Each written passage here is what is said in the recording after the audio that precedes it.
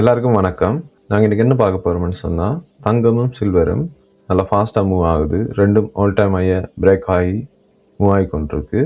அது ஏன் அப்படி நடக்குது, அதுக்கு பின்னால் உள்ள காரணங்கள் என்ன, அதுக்கு பிறகு வீடியோ கடைசியில் சார்ட் என்ன சொல்கிறதுன்றதையும் பார்த்துருவோம். ஸோ வாங்க வீடியோக்குள்ளே போகலாம்.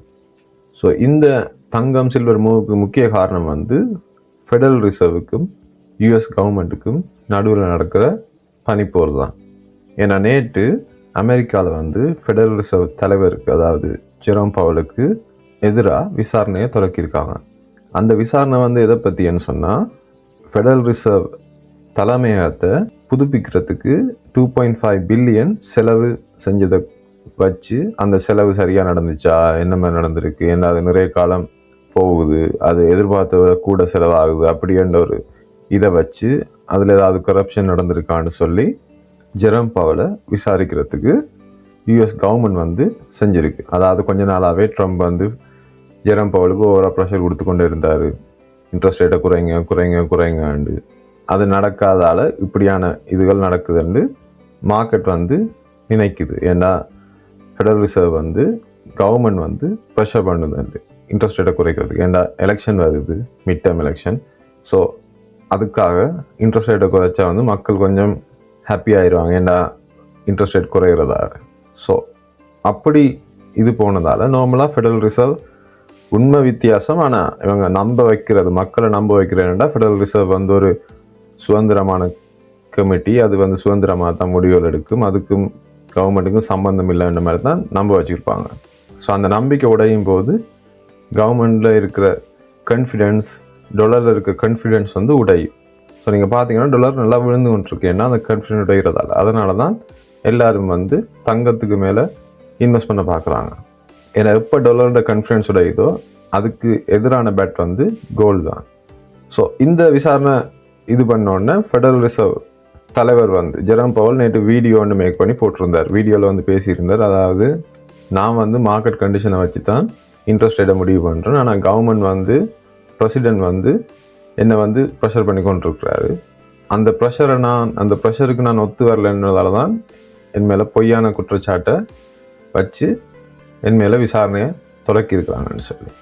ஆனால் அதை நான் எதிர்கொள்கிறதுக்கு தயாராக இருக்கிறேன். ஸோ இது ஒரு சின்ன இதுதான், என்னை பொறுத்தவரை இது ஒரு தியேட்டர்.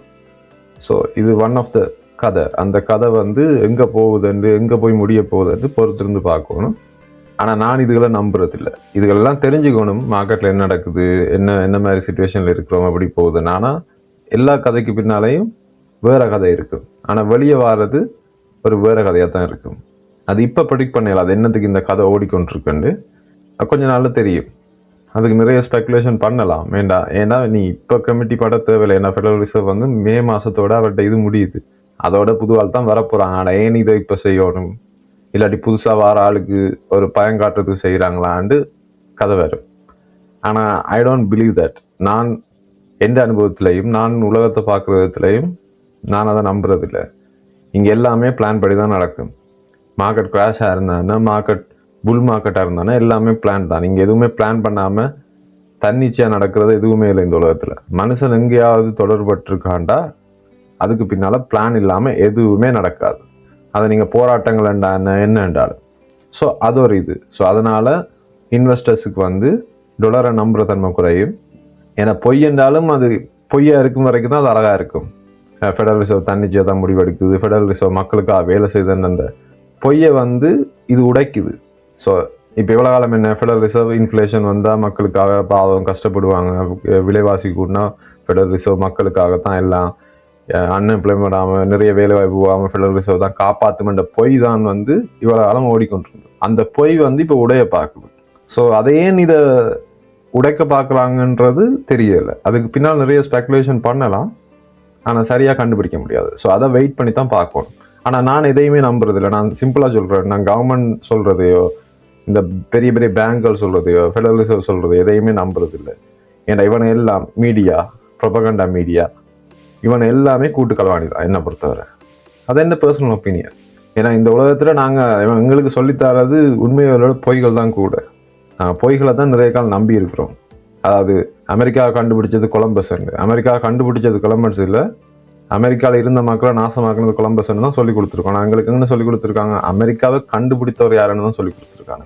ஸோ நாங்கள் படித்ததுலேருந்து படித்த முக்காசியே ஹிஸ்ட்ரி எங்களுக்கு சொல்லி கொடுத்ததே பெரிய பொய்களை தான். ஸோ நாங்கள் படித்ததை நம்புனா, நமக்கு சொல்லி கொடுத்ததை நம்பினா, நாங்கள் பேப்பரில் வாரதை நம்பினா நம்மளை முட்டாளாக்குறான்னு அர்த்தம், அவ்வளோதான். ஸோ அது ஒரு விஷயம். மற்றது வந்து உலக நாடுகளுக்குள்ளே நிறைய பிரச்சனை போய்கொண்டிருக்கு. ஈரானில் கிளர்ச்சி போய்கொண்டிருக்கு. ஆனால் அந்த கிளர்ச்சியை வந்து ப்ரொபகண்டா மீடியா வந்து அழகாக செஞ்சு கொண்டு போகிறாங்க. ஈரானில் 2 புரட்சி நடக்குது. அரசாங்கத்துக்கு எதிராகவும் புரட்சி நடக்குது, அரசாங்கத்துக்கு ஆதரவாகவும் போராட்டம் நடக்குது. அதாவது அரசாங்கத்துக்கு ஆதரவாக இந்த புரட்சிக்கு எதிராகவும் போராட்டம் நடக்குது. ஸோ ஆனால் வெஸ்டர்ன் மீடியா எதை கவர் பண்ணும்? எதிரான புரட்சியை தான். அதுக்காக ஈரானில் பிரச்சனை இல்லைன்னு சொல்லலை. ஈரானில் பிரச்சனைக்கு காரணம் அமெரிக்கா தான். அமெரிக்கா தான் இவ்வளோ காலம் சாங்ஷனை போட்டு அவன் கரன்சியை வீக்கன் பண்ணி எல்லா அட்டகாசமும் பண்ணுறது. நான் நினைக்கிறேன் ஈரான் மக்கள் வந்து வரலாற்றை மறக்க மாட்டாங்கன்னு. சிம்பிளாக சொல்ல போனேன், அமெரிக்கான்றது யூரோப்பியன்ஸ். அமெரிக்கன் வந்து அந்த நிலத்துக்கு சொந்தமானவன் இல்லை. இந்த அமெரிக்கான்னு பீதி கொண்டு திரிகிறவன் எல்லாம் அவங்கெல்லாம் யூரோப்காரங்க.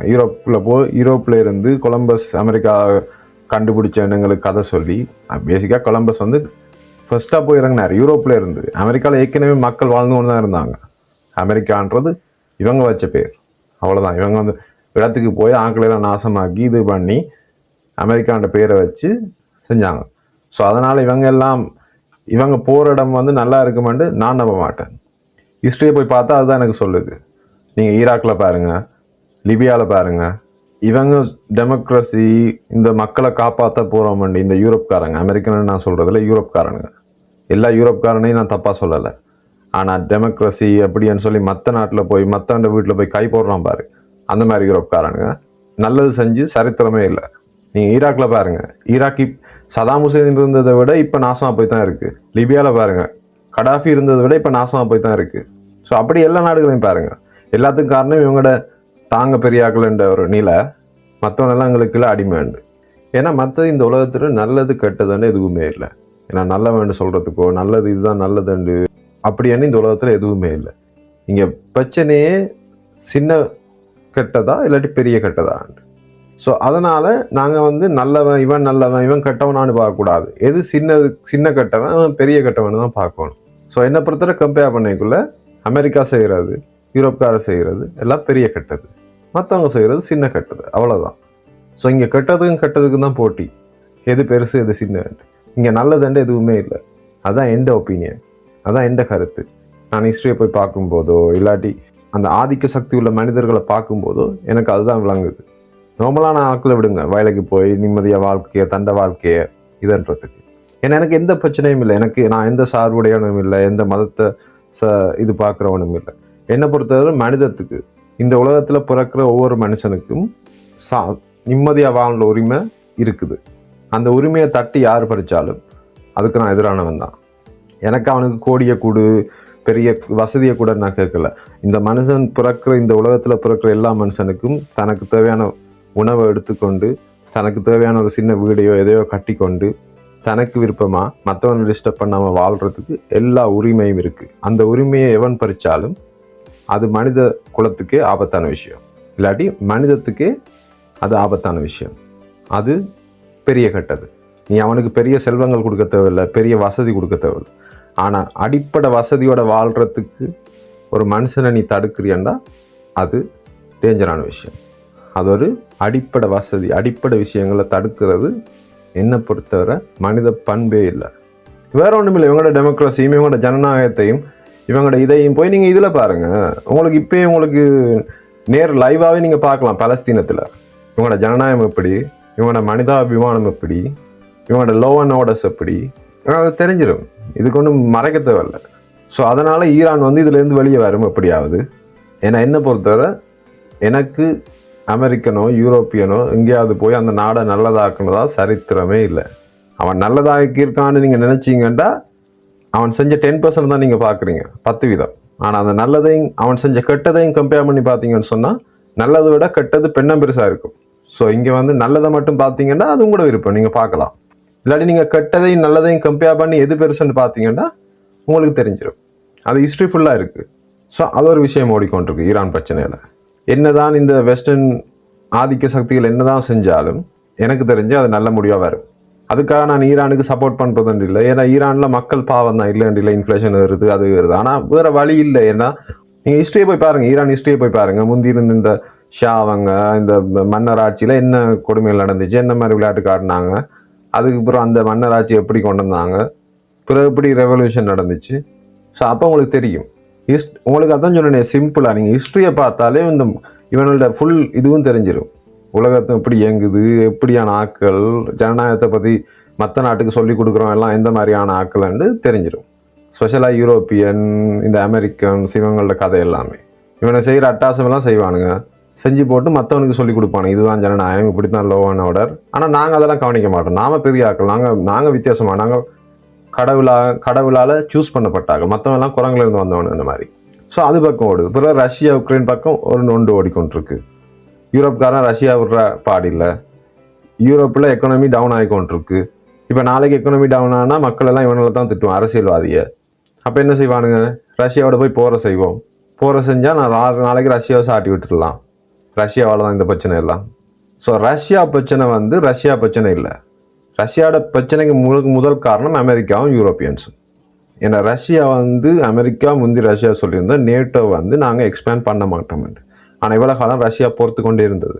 யுக்ரைனுக்கு வர மட்டும் ரஷ்யா பொறுத்து கொண்டு வந்துச்சு. ஸோ எல்லாத்தையும் காரணம் அமெரிக்காவும் இதுவும் தான். ஆனால் யுக்ரைன் மக்கள் பாவம்.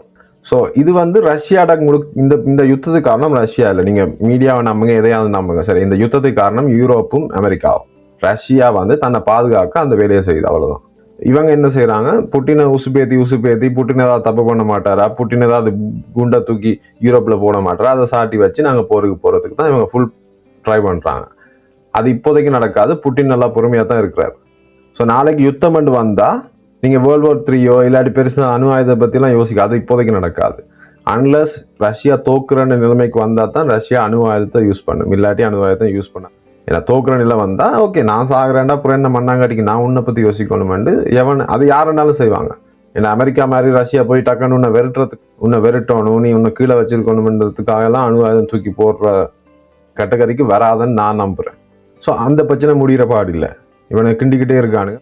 புட்டின் அமைதியாக போய் கொண்டிருக்கிறாரு, இவனுக்கான கிண்டிக்கிட்டே இருக்காங்க. பார்ப்போம் என்ன மாதிரி போகுதுன்ட்டு. ஆனால் என்ன பொறுத்தவரை யூரோப்போட கதை முடிஞ்சுது. சிம்பிளாக சொல்லப்போனால் யூரோப் கீழே போய் கொண்டிருக்கு. அதை மறைக்கிறதுக்காக இந்த மாதிரி விளையாட்டு காட்டி கொண்டிருக்காங்க. எவ்வளோ காலம் மறைக்க முடியும்? ஒரு நாள் வெளியே வந்தானே ஆகணும். ஸோ பார்ப்போம், அதை வெயிட் பண்ணி. ஸோ அந்த பிரச்சனை முடியலை.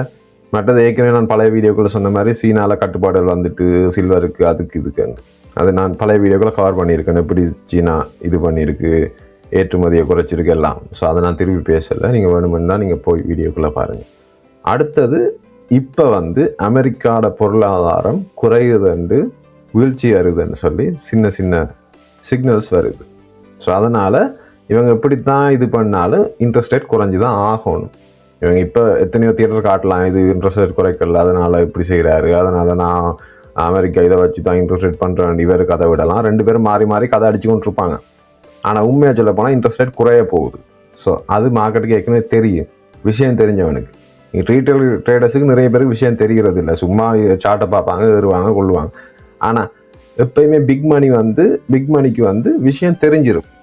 உலகத்தில் என்ன நடக்குது, என்ன மாதிரி போக போகுதுன்னு அவங்களுக்கு கதை வந்துடும், அவங்களுக்கு எல்லா டீட்டெயில்ஸும் வந்துடும். நமக்கு தான் வராது, நாம தான் தேடணும் போய். ஸோ அதனால தான் இந்த காரணங்களுக்காகத்தான் கோல்டும் சில்வரும் பறக்குது. ஸோ திருப்பி சொல்கிறேன், ஒன்று ஃபெடரல் ரிசர்வுக்கும் கவர்மெண்ட்டுக்கும் இருக்கிற பிரச்சனை புகஞ்சு கொண்டு இருக்கு. இப்போ கேஸ் போட்டு இருக்கு. என்னை பொறுத்தவரை நான் அதை நம்புறதில்லை. ஆனால் வெயிட் பண்ணி பார்ப்போம். ஏன்னா அந்த கதைக்கு பின்னால் வேற ஒரு கதை இருக்குது. அந்த கதையை மறைக்கிறதுக்கு இந்த கதையை ஓட்டுவாங்க. அந்த மாதிரி தான் இந்த மீடியாஸ் இந்த எல்லாருமே வேலை செய்கிற இந்த பெரிய பெரிய ஆட்கள் எல்லாம் என்னென்னா, இந்த கதையை கணக்கெடுக்க கூட்டான்றதுக்காக ஒரு கதையை மறைக்கிறதுக்கு இன்னொரு கதை. ஏன்னா அதுதான் இன்ட்ரெஸ்ட் ரேட்டை கட் பண்ணி. ஏன்னா எலெக்ஷன் வருது. அதனால தான் நேற்று பார்த்தா கிரெடிட் கார்டுக்கெல்லாம் 10% மேலே வட்டி எடுக்கக்கூடாதுன்னு இவர் சொல்கிறாரு பிரசிடென்ட். கிரெடிட் கார்டெல்லாம் 30% வட்டி எடுக்கக்குள்ள மக்கள்கிட்ட கோவிட்ல அடித்த காசு நிறைய இருக்கும்போது அந்த காசை வருகிறதுக்காக எல்லா விளையாட்டையும் காட்டி போட்டு, இப்போ உனக்கு எலெக்ஷனுக்கு வேணும், உங்களுக்கு எலெக்ஷனுக்கு ஆக்கள் ஓட்டு வேணும், அதுக்காக 10% ஆக்குவணும். அப்போ இவ்வளோ காலம் என்ன படுத்திருந்தீங்களா, இல்லாட்டி தூங்கியிருந்தீங்களா, இல்லாட்டி மயக்கத்தில் இருந்தீங்களா? ஸோ இதெல்லாம் எலெக்ஷன் கிமிக்ஸ். மற்றது மக்கள்கிட்ட ஏன் எக்கனாமி டவுன் ஆகுதுன்னா மக்கள்கிட்ட காசு இல்லைன்னு தெரியுது. அதனால தான் இந்த கிரெடிட் கார்டுக்கு கூட இன்ட்ரெஸ்ட் எடுக்காத, 50 இயர்ஸ் மோர்கேஜ், ஹவுஸ் லோன் எல்லாம் 30 இயர்ஸ் கொடுத்தவங்க இப்போ நீ 50 இயர்ஸ். ஏன்னா மக்கள்கிட்ட செலவுகளை கொஞ்சம் கட்டுப்படுத்தி போட்டு இங்கால கட்டி போடுறது இங்கால செலவழி. என்னோட காசு இல்லை, அப்போ நான் ஒன்றும் செய்யலாம், எனக்கு எக்கனாமி எப்படின்னு தெரியல. ஸோ அதனால் நான் இந்த மாதிரி இன்ட்ரெஸ்ட் ரேட்டை கட் பண்ணி கிரெடிட் கார்டை கட் பண்ணி அப்போ அதில் கொஞ்சம் மிஞ்சும், அதை வச்சு நீ சாப்பிடு. அந்த மாதிரி தான் கதை. மற்றது எலெக்ஷன் வருது. ஸோ இந்த கிமிக்ஸ் எல்லாம் எலெக்ஷன் வேறு வேறு காரணங்கள் இருக்கும். ஒரு நியூஸ் வருதுன்னா அந்த நியூஸ் வந்து முக்கிய காரணம் இல்லை என்னை பொறுத்தவரை. அந்த நியூஸுக்கு பின்னால் வேறு நியூஸ் இருக்குது. ஸோ இப்போ ஃபெடரல் ரிசர்வுக்கு அடி நடக்குதுன்னு சொன்னால் அதுக்கு பின்னால் வேற ஒரு கதை இருக்குது. ஆக்கள் பிக் மணிக்கு அந்த கதை ஏற்கனவே தெரிஞ்சிடும். அதனால தான் கோல்டு வரும். அவங்க ஏற்கனவே இன்வெஸ்ட் பண்ணிடுவாங்க. நமக்கு நியூஸ் பார்த்து இன்வெஸ்ட் பண்ணால் வேலைக்காகாது. அதனால தான் நியூஸ் எல்லாம் நீங்கள் தெரிஞ்சுக்கணும். ஓகே, என்ன நடக்குது, மார்க்கெட்டில் என்ன நடக்குது எல்லாம் தெரிஞ்சுக்கணும். ஆனால் அதை வச்சு மட்டும் இன்வெஸ்ட் பண்ணக்கூடாது. சார்ட் என்ன சொல்லுதோ அதை பார்த்து இன்வெஸ்ட் பண்ணுவது. நீங்கள் ட்ரேட் பண்ணுறனாலும் இன்வெஸ்ட் பண்ணுறனாலும் சார்ட் என்ன சொல்லுதோ அதை வச்சு தான் இன்வெஸ்ட் பண்ணணும். நியூஸ் வந்து தெரிஞ்சிருக்கணும். ஓகே, இப்படி தான் போகுது அப்படி தான் போகுதுன்ட்டு. ஸோ அதுதான் இன்றைக்கு நியூஸ் எல்லாமே. ஸோ சார்ட்டை பார்த்தா இது தங்கம் சொன்ன மாதிரி ஓல் டைம் பிரேக் ஆகி போய் கொண்டிருக்கு. சில்வரும் பிரேக் ஆகிருக்கு, திருப்பி வேறு இது. ஆனால் ஸோ கோல்டு வந்து அதை பார்த்தீங்கன்னா இந்த ட்ரெண்ட் லைனில் பவுன்ஸ் ஆகி இப்போ ஓல் டைம் உடச்சி போய் கொண்டிருக்கு. ஸோ அடுத்த டார்கெட் கோல்டுக்கு வந்து 4,000 5,000 மாதிரி 4,950. ஸோ 5,000 வைக்கலாம். சில்வர் வந்து அதே மாதிரி அன்றைக்கு புல் பேக் ஆகி இந்த ஆங்கர் வியூ பவுன்ஸ் ஆகி திருப்பி ஒரு புல் பேக் ஆகி. ஸோ இது வந்து இதை உடைச்சி க்ளோஸ் ஆனால் வந்து ஃபர்ஸ்ட் டார்கெட் இது, அடுத்த டார்கெட் இது. ஸோ ரெண்டும் க்ளோஸ் ஆகணும். இன்றைக்கு வந்து இந்த கேண்டில் ஸ்டிக் வந்து இந்த இதை உடைச்சி மேலே க்ளோஸ் ஆகணும். இது வந்து இந்த இதை உடைச்சி மேலே க்ளோஸ் ஆகணும். க்ளோஸ் ஆனால் அடுத்த டார்கெட்டுக்கு ஈஸியாக போயிடும். ஸோ அதனால் பாருங்கள் ஆங்கர் வியூ அப்பையும் பவுன்ஸ் ஆகி போய் கொண்டிருக்கு. ஸோ இது வந்து இந்த ட்ரெண்ட் லைனை உடைச்சா ஷார்ட் டேர்ம் பெருசாக போகும். அந்த ட்ரெண்ட் லைனை உடைக்காத வரைக்கும் அடுத்த டார்கெட்டு போகும். ஸோ இதுவும் அப்படி தான். இந்த ஆங்கர் வியூ அப் பவுன்ஸ் ஆகி இந்த டார்கெட்டுக்கு போகும். இந்த ஆங்கர் வியூ அப் உடைச்சோ இந்த லோ உடைச்சா ஷார்ட் டேர்ம் பெருசுக்கு போகும். ஸோ டார்கெட் வந்து ஸ்டில் நான் அதில் தான் இருக்கேன்.